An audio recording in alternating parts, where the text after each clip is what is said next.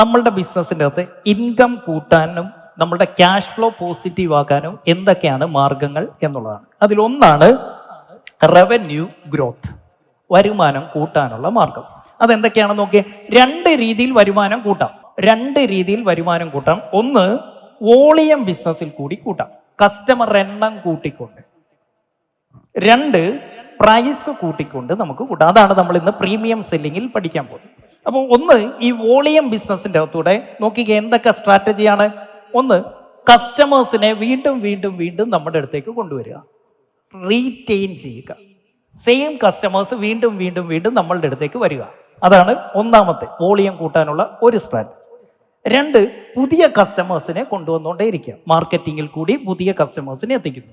മൂന്ന്, referral sales, existing customer satisfied കസ്റ്റമേഴ്സിനെ കൊണ്ട് റെഫറൽ എടുപ്പിച്ച് അതിലെ കസ്റ്റമറെ കണ്ടെത്തുക. നാല്, മാർക്കറ്റിങ്ങിൽ കൂടി കണ്ടെത്തുക. അടുത്തത്, ന്യൂ പ്രൊഡക്ട്സ് ഇൻട്രൊഡ്യൂസ് ചെയ്യുക, അല്ലെങ്കിൽ പുതിയ പുതിയ കാര്യങ്ങൾ ചെയ്ത് പുതിയ കാറ്റഗറി കൊണ്ടുവന്ന് നമ്മളുടെ റവന്യൂ കൂട്ടുക. ഇതാണ് വോളിയം ബിസിനസ്. അടുത്തത് പ്രൈസ്, അത് നമ്മളിന്ന് പഠിക്കും.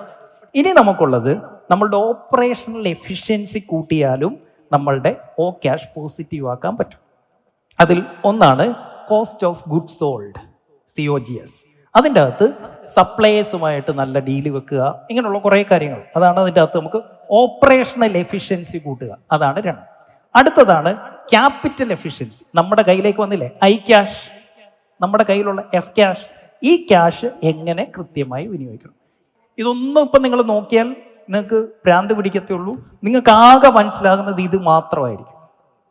കാരണം നിങ്ങളുടെ തലയിൽ ഒഫൻസ് ലീഡറാണ് ഉള്ളത്. അതുകൊണ്ട് തന്നെ ഇത് നിങ്ങൾക്ക് മനസ്സിലാവും. ഇത് രണ്ടും മനസ്സിലാവില്ല. ഇത് ഡിഫൻസ് ആണ്, മനസ്സിലാവുന്നു. പക്ഷെ ഇതും നിങ്ങൾ പഠിക്കേണ്ടതാണ്.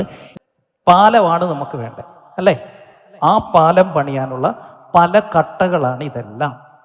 ഒരു കട്ട മാത്രം പൊക്കി പൊക്കി പൊക്കി വെച്ചാൽ പാലമാകത്തില്ല, മുകളിലോട്ടേ പോകും, ഭിത്തി കെട്ടുന്ന കൂട്ടായി പോകും. നമുക്കെന്താ വേണ്ടത്?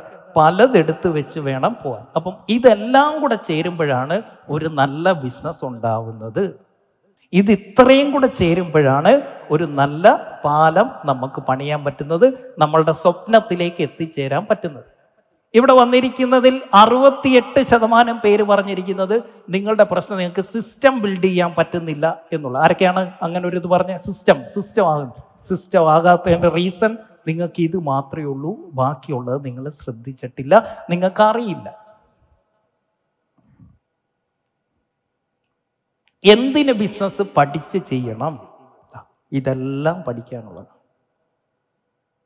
നിങ്ങളുടെ കൺമുന്നിൽ ചെയ്ത് കാണിക്കുന്നതെല്ലാം ഇതാണ്. നിങ്ങൾ എവിടെ നിൽക്കുന്നു എന്ന് നിങ്ങൾ തന്നെ വിലയിരുത്തുക. ഈ ബിസിനസ്സിനെല്ലാം ഒരൊറ്റ ഫോർമാറ്റേ ഉള്ളൂ. നിങ്ങൾ ഏത് പ്രൊഡക്റ്റും സർവീസും മാറി തിരിഞ്ഞ് വിറ്റെന്ന് പറഞ്ഞാലും ബിസിനസിന്റെ ബാക്ക് എൻഡ് എന്ന് പറയുന്നത് ഇതാണ്. ഇത്രയും കാര്യങ്ങൾ സെറ്റാകുമ്പോഴേ നിങ്ങൾ ഉദ്ദേശിച്ച നിങ്ങളുടെ ആ സ്വപ്നങ്ങളൊക്കെ, ആ സ്വപ്നത്തിലെ ബിസിനസ് യാഥാർത്ഥ്യമാകുന്നത് ഇതിൽ കൂടിയാണ്. അപ്പം ഒരുപാട് പഠിക്കാനുണ്ട് എന്ന് മാത്രം മനസ്സിലാക്കുക. ഇതാണ് ക്യാഷ് ഫ്ലോ കൂട്ടാനുള്ള, റവന്യൂ കൂട്ടാനുള്ള ഡിഫറെൻറ്റ് മാർഗങ്ങൾ. നമ്മൾ പറഞ്ഞില്ലേ ക്യാഷ് പോസിറ്റീവ് ആക്കണമെന്ന്. ക്യാഷ് പോസിറ്റീവ് ആകണമെങ്കിൽ ഇത്രയും കാര്യങ്ങൾ ശ്രദ്ധിക്കണം. ഇതിൽ ശ്രദ്ധിക്കാതെ പോകുന്നിടത്തുനിന്നെല്ലാം ബക്കറ്റിന് ഓട്ടയുണ്ടാവും. ഇത് മാത്രം ശ്രദ്ധിച്ചപ്പം വെള്ളം കയറി ബക്കറ്റിൽ, പക്ഷെ കൊണ്ടുപോയ വഴിക്ക് ഇതിൻ്റെ അകത്തൂടെ എല്ലാം ചോർച്ചയുണ്ടായി. മനസ്സിലാവുന്നു? ഈ ഓട്ട എവിടെ ഉണ്ടായെന്ന് മനസ്സിലായോ? അത് ചിലപ്പം ബാങ്കുകാർ കൊണ്ടുപോയതാ. എന്താ നോക്കിക്കേ, സപ്ലയർമാർ കൊണ്ടുപോയതാകാം, ഇതുപോലുള്ള കസ്റ്റമർ കൊണ്ടുപോയതാകാം. അതിനുള്ള മാർഗമാണ് ഓട്ടോമേഷൻ.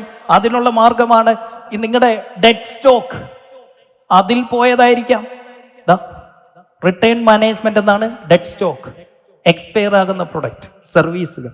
അതുപോലെ തന്നെ നമ്മളുടെ സെയിൽസ് ജനറൽ അഡ്മിനിസ്ട്രേഷൻ എക്സ്പെൻസുകൾ, അതാണ് SG&A.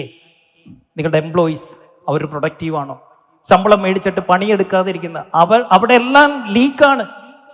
ഈ കാണുന്നതെല്ലാം നിങ്ങൾക്കറിയാതെ, നിങ്ങൾക്ക് മനസ്സിലാവാത്തതെല്ലാം ഇന്നത്തെ നിങ്ങളുടെ ബക്കറ്റിന്റെ ഓട്ടകളാണ്. അതെന്താണെന്ന് പോലും അറിയില്ല. അപ്പൊ പിന്നെ എങ്ങനെയാണ് ആ ലീക്ക് ഒട്ടിക്കാൻ പറ്റുന്നത്? ഇത്രയും ഡെപ്ത് ഉണ്ട് ബിസിനസ്സിന്. Business is A serious thing. ഇതൊരു പൂർണ്ണമായ ഡെഡിക്കേഷൻ വേണ്ട കാര്യമാണ്. അതല്ലാതെ കുറച്ച് കസ്റ്റമേഴ്സും കുറച്ച് എംപ്ലോയീസും കുറച്ച് ഓഫീസും ഉണ്ടെങ്കിൽ ബിസിനസ് ആവില്ല.